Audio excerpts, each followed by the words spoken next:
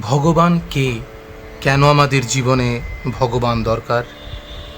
কখনো কি ভেবেছেন এই বিশাল পৃথিবী, অসংখ্য নক্ষত্র, সূর্য, চাঁদ সব কিছু এত নিখুঁতভাবে চলছে কিভাবে? কে চালাচ্ছে এই মহাবিশ্বকে? আর কেন মানুষ হাজার হাজার বছর ধরে ভগবানের সন্ধান করে চলেছে? আজ আমরা জানব ভগবান কে, কেন আমাদের জীবনে তার প্রয়োজন এবং তিনি কিভাবে আমাদের জীবনকে পরিচালনা করেন। ভাবুন তো, একটি ঘড়ি যদি নিজে নিজে তৈরি না হতে পারে, তাহলে এই অসীম মহাবিশ্ব কি নিজে নিজে তৈরি হতে পারে? হিন্দু দর্শন বলে ভগবান হলেন সেই চিরন্তন শক্তি, যিনি সব কিছুর উৎস। তিনি আছেন প্রতিটি প্রাণে, প্রতিটি নিঃশ্বাসে, প্রতিটি হৃদস্পন্দনে। তাকে আমরা চোখে দেখতে পাই না, কিন্তু তার উপস্থিতি অনুভব করতে পারি। যেমন বাতাসকে দেখা যায় না, কিন্তু তার স্পর্শ অনুভব করা যায়। এখন প্রশ্ন হলো, যদি ভগবান থাকেন, তাহলে আমাদের জীবনে তার প্রয়োজন কেন? কারণ মানুষ শুধু শরীর নয়, মানুষের একটি মন আছে, একটি আত্মা আছে। জীবনের কঠিন সময়ে যখন চারিদিক অন্ধকার মনে হয়, যখন কেউ পাশে থাকে না, তখন ভগবানের প্রতি বিশ্বাস মানুষকে শক্তি দেয়, আশা দেয়, সাহস দেয়। ভেঙে পড়া মানুষকে আবার উঠে দাঁড়াতে সাহায্য করে। ভগবান আমাদের শুধু আশ্রয় দেন না, তিনি আমাদের সঠিক পথও দেখান। যখন আমরা ভালো কাজ করি, সত্যের পথে চলি, অন্যের উপকার করি, তখন আমরা ভগবানের কাছাকাছি যাই। আর যখন অন্যায় করি, লোভ, অহংকার আর হিংসার পথে চলি, তখন আমরা তার থেকে দূরেই সরে যাই।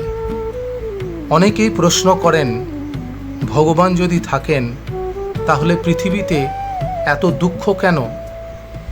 এর উত্তর লুকিয়ে আছে কর্মফলে। হিন্দু শাস্ত্র বলে প্রত্যেক কর্মের একটি ফল আছে। আজ আমরা যা করি, আগামীকাল তার ফল আমাদের কাছে ফিরে আসে। ভগবান সেই নিয়মেরই রক্ষক। তিনি কাউকে অন্যায়ভাবে শাস্তি দেন না, আবার কাউকে অন্যায়ভাবে পুরস্কারও দেন না। তাহলে কি ভগবান আমাদের সব কিছু নিয়ন্ত্রণ করেন? হ্যাঁ, কিন্তু একটু ভিন্নভাবে। তিনি আমাদের জীবনকে একটি নদীর মতো প্রবাহিত করেন, কিন্তু সেই নদীতে নৌকা চালানোর স্বাধীনতা আমাদের হাতে দেন। কোন পথে যাব, কি সিদ্ধান্ত নেব, কি কাজ করব, সেটা আমাদের পছন্দ, কিন্তু সেই সিদ্ধান্তের ফল নির্ধারণ করে মহাজাগতিক নিয়ম, যার পরিচালনায় আছেন ভগবান।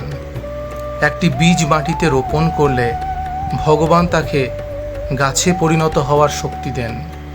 সূর্যের আলো, বৃষ্টির জল, প্রকৃতির প্রতিটি নিয়ম, সব কিছু তার সৃষ্ট ব্যবস্থার অংশ। আমাদের জীবনও ঠিক তেমনই। আমরা চেষ্টা করি, পরিশ্রম করি, কিন্তু ফল দেওয়ার ক্ষমতা শেষ পর্যন্ত তার হাতেই থাকে।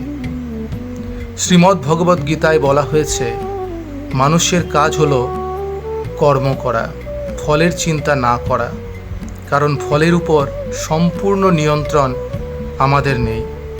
যা আমাদের হাতে আছে তা হলো সৎভাবে নিজের কর্তব্য পালন করা। তাই ভগবান মানে শুধু মন্দিরে থাকা কোনো মূর্তি নন। ভগবান হলেন প্রেম, করুণা, সত্য, ধৈর্য এবং সেই অসীম শক্তি, যিনি এই মহাবিশ্বকে ধারণ করে আছেন।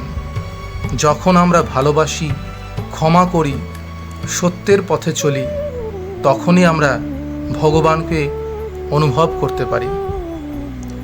তাই পরের বার যখন জীবনে কোনো কঠিন পরিস্থিতির মুখোমুখি হবেন, মনে রাখবেন আপনি একা নন। একটি অদৃশ্য শক্তি সবসময় আপনার সঙ্গে আছে, যাকে কেউ বলে ঈশ্বর, কেউ বলে ভগবান, কেউ বলে পরমাত্মা, আর সেই শক্তিই আমাদের জীবনের পথপ্রদর্শক। যদি এই কথাগুলো আপনার ভালো লেগে থাকে তাহলে ভিডিওটি লাইক করুন, channel moving with Saikat subscribe করুন এবং আপনার মতামত কমেন্টে জানান। ওম শান্তি শান্তি শান্তি।